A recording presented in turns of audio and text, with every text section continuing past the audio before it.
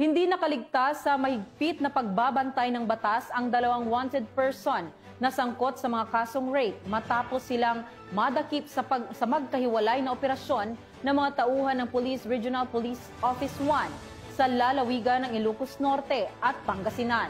Yan ang tinutukan ni Police Corporal Mark Anthony Pico. Ang Regional Most Wanted Person sa San Nicolas, Ilocos Norte dahil sa kasong statutory rape at ang Municipal Most Wanted Person ng Pusurubio, Pangasinan dahil naman sa kasong rape sa magkaibang operasyon noong 13 ng Oktubre taong kasalukuyan.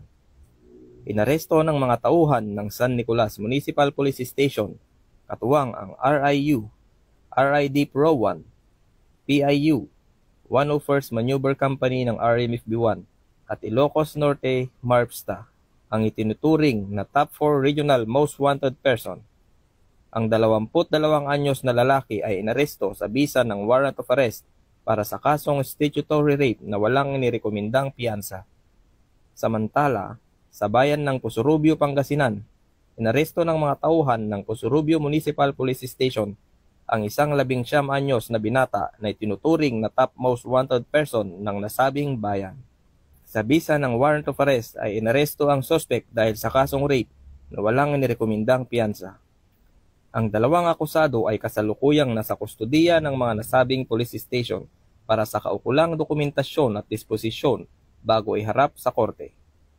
Ayon kay Police Brigadier General Dindo R. Reyes, Regional Director ng PRO1, patuloy nating ipinapakita sa mamamayan ng Ilocos Region na walang liblib o malayong lugar para sa mga nagtatago sa batas.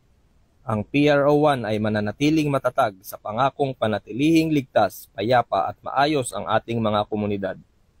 Sa sama-samang pagkilos, tiyak na magwawagi ang katotohanan at katarungan. Pahayag ni Police Brigadier General Reyes. Sapagkat ang kapulisan ng Region 1 ay maaasahan, malalapitan at mapagkakatiwalaan. Mula dito sa Ilocos Region, ako ang inyong PNN correspondent, Police Corporal Mark Anthony Pico, alagad ng batas, tagataguyod ng Balitang Pulis.